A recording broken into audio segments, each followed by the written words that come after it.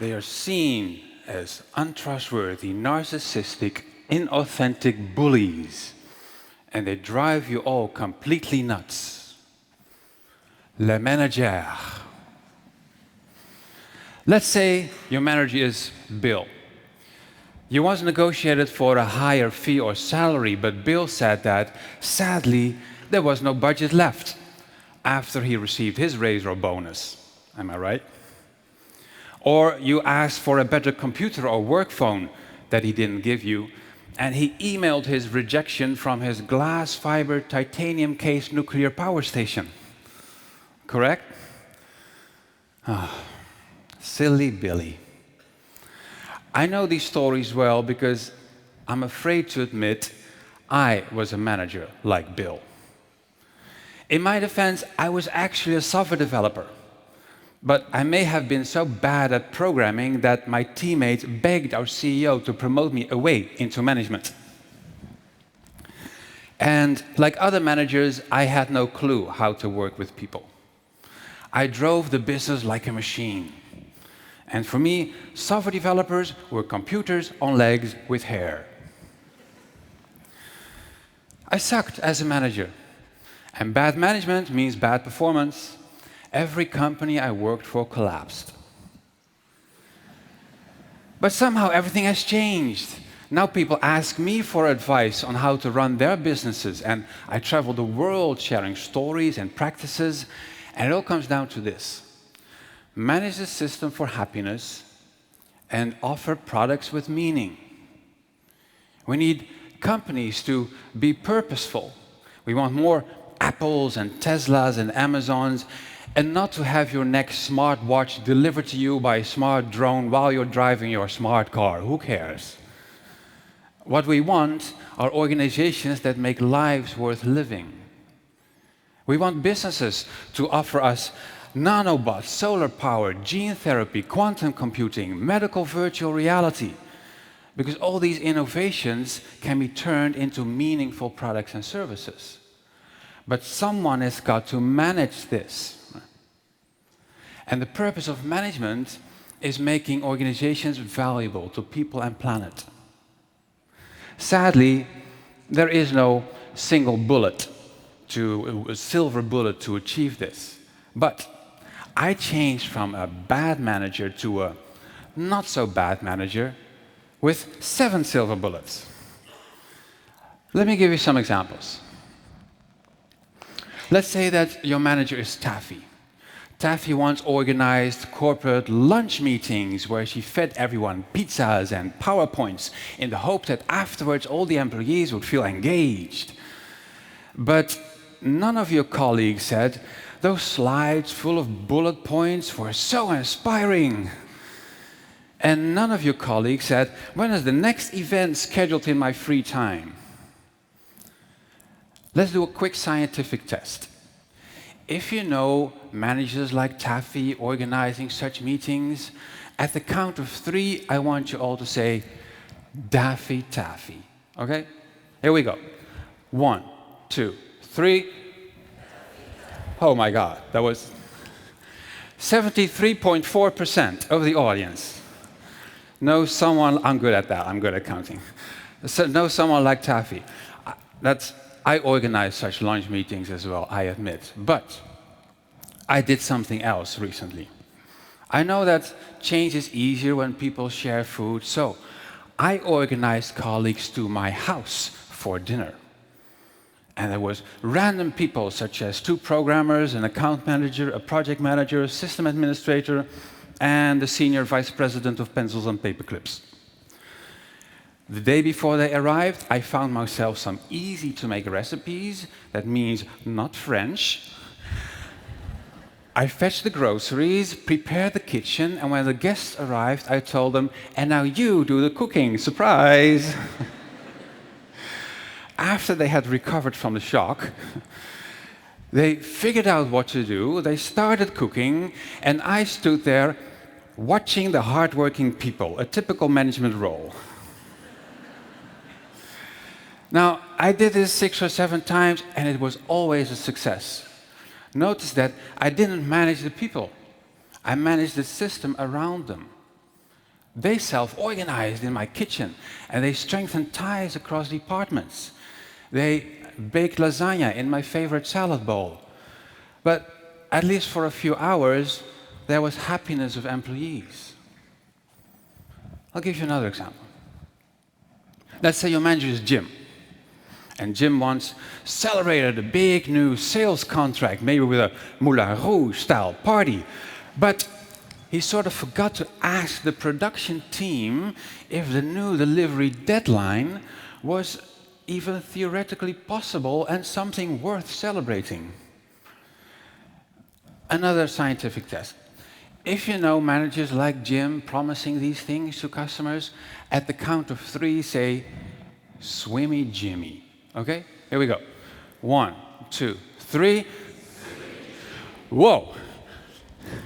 89.2% of the audience knows people like Jim.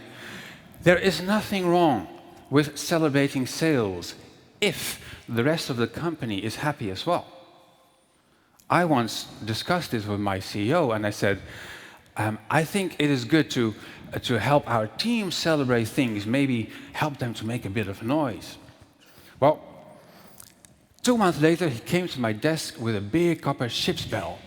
He said, "Here's a bell. Now start celebrating." And I was like, "Whoa, awesome, a big bell." So I brought the bell to the office manager, and I asked her to place the bell near the coffee machine.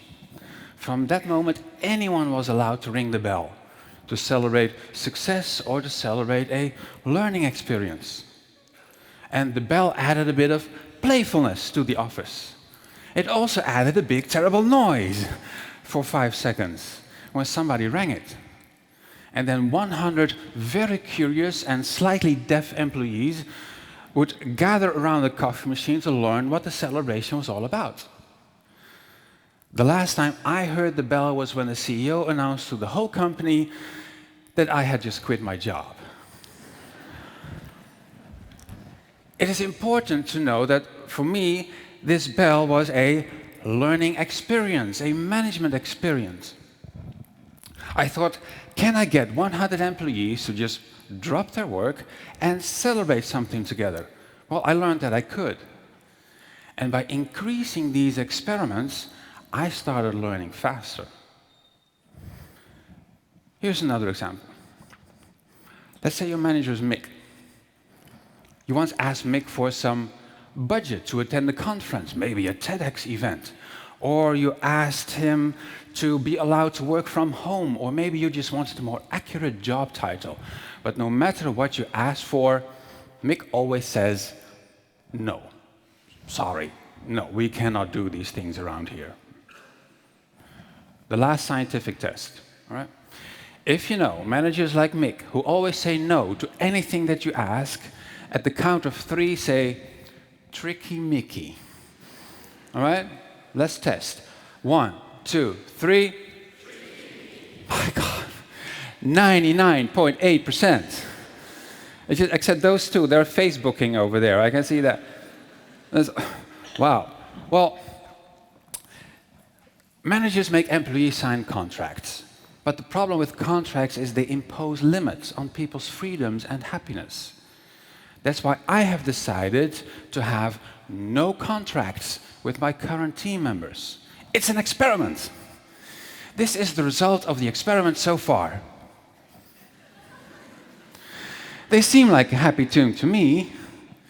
When any one of them says, "Next month I would like to work from Bali at half of my productivity," I say, "Well, we have no contracts, so go for it. We'll figure out how to make it work." Or when one of them says, "I would like to have a different job," well, they write their own job titles. Our chief geek, our zookeeper, and our project bottleneck. They have no contracts limiting their creativity. And my own title of Emperor God Overlord suits me quite well. I believe that having no contracts forces us to keep everyone happy. Because at any moment, any person can say, "Screw you guys, I'm out of here." Now, some people see this as innovative management.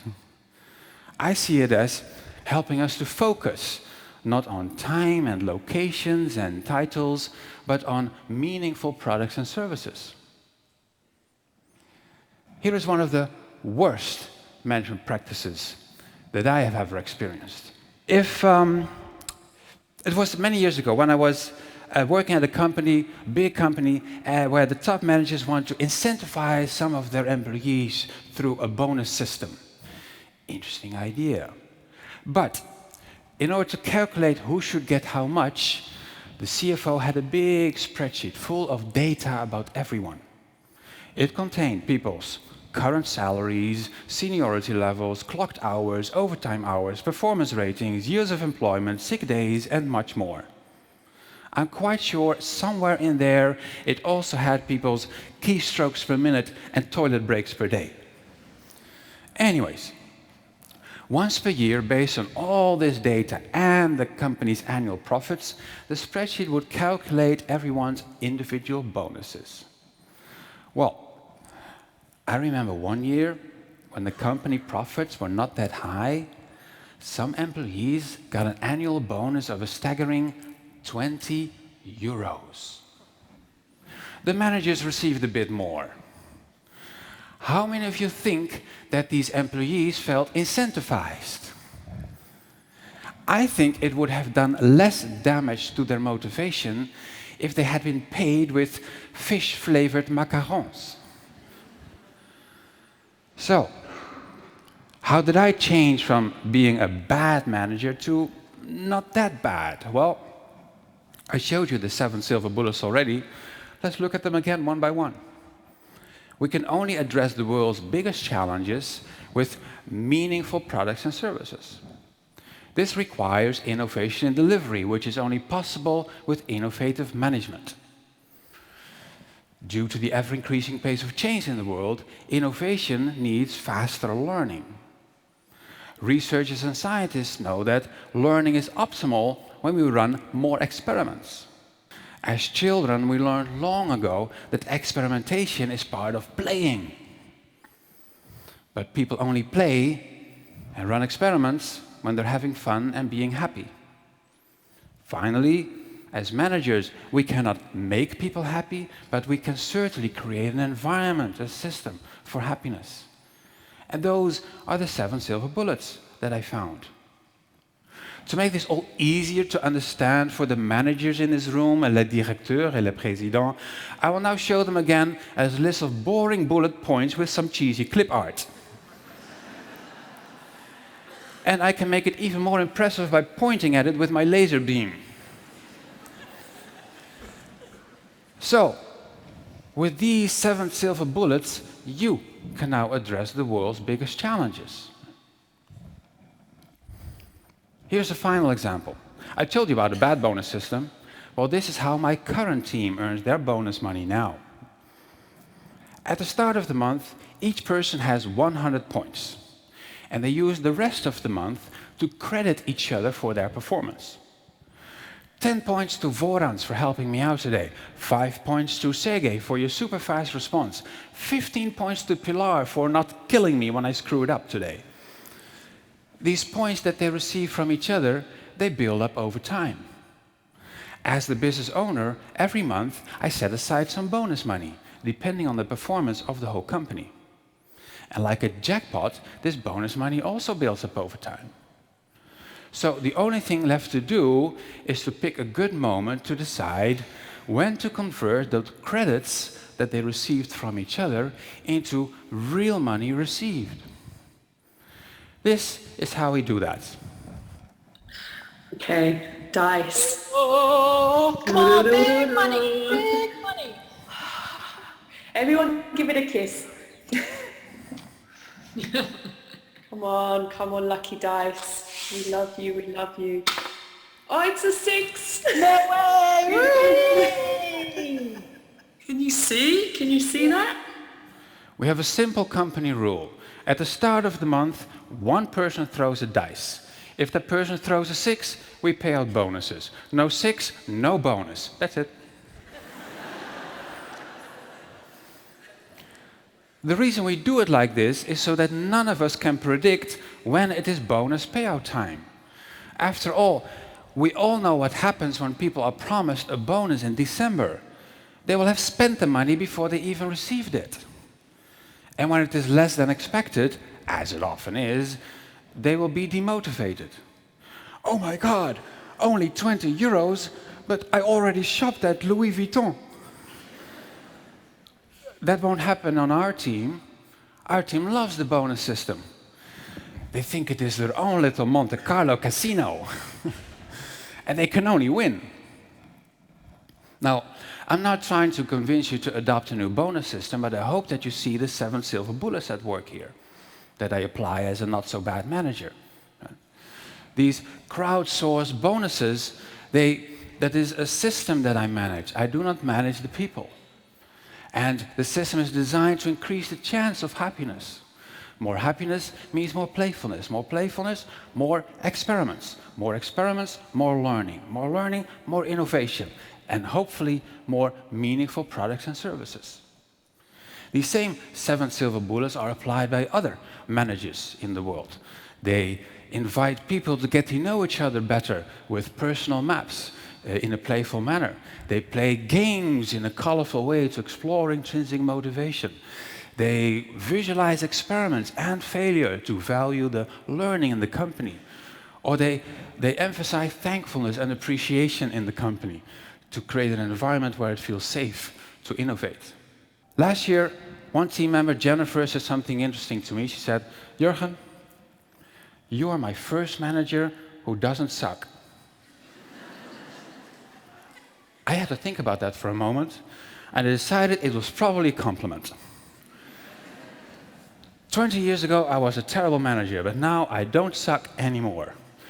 It will probably take me another 20 years to be actually any good. Now, I have no idea what you are all planning to do for people and planet, but I hope that I can offer something to you, which is realize your ideas with more purposeful organizations. And that means use the 7 silver bullets. If you want to end up with innovative management and meaningful products, start by managing the system for happiness. I just hope that you are all faster learners than I was. Thank you.